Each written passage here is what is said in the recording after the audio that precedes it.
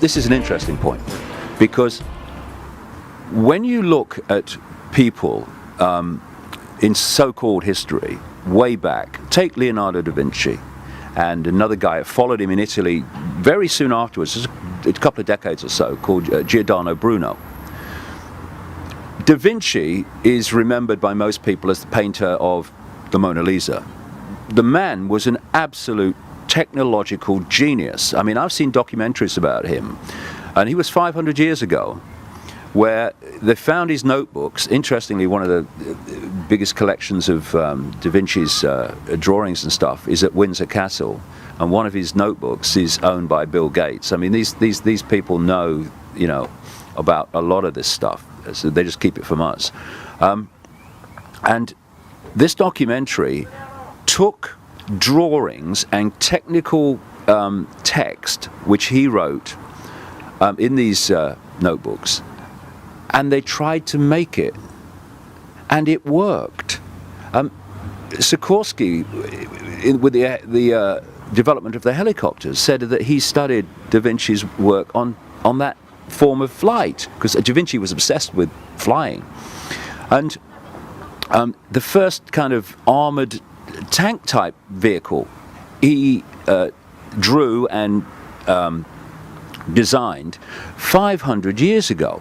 An interesting thing too, in those days there was no copyright, so there was a fundamental flaw in every single thing that was in that notebook. Everything he designed, what he'd done is take one part of it and turn it over the opposite way. So if anyone found the notebook, they wouldn't be able to build it. It wouldn't work. But he knew that. Why I'm telling you this story, and why I'm going on to talk about briefly Giordano Bruno, who was burned at the stake by the Roman Inquisition in 1600 for the crime of saying there are multiple worlds and supporting things like the earth goes round the sun and, you know, all the rest of it. These people, when you read their stuff, were so far advanced of their era. And what people say about them, even today, like Da Vinci, is he was hundreds of years ahead of his time. He wasn't. He wasn't. He was beyond time, right? This is the key to understanding this stuff. We are within this frequency range I'm talking about with within the five senses, and most people are held in that frequency range. That frequency range is a range of energy, which means a range of information. If you can expand your mind and go beyond that into those upper realms, you're going into another level of information, inspiration, insight, and understanding. Now, we think of a linear Stone Age through Middle Age, through Victorian Age into Modern Age, and we see that progression.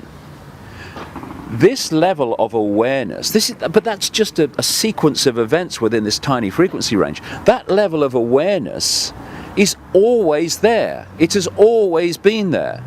In the Stone Age, if anyone could have expanded their mind, they could have got into that level of insight.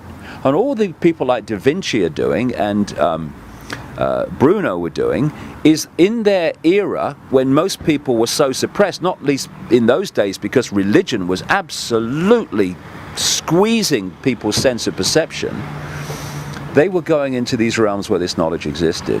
And when they bring it from the unseen into the seen, it's having people go in there because they see the bloody conspiracy. So you've got to keep them here, and that's what it's all about. That's what microchipping's about. That's what transhumanism is all about.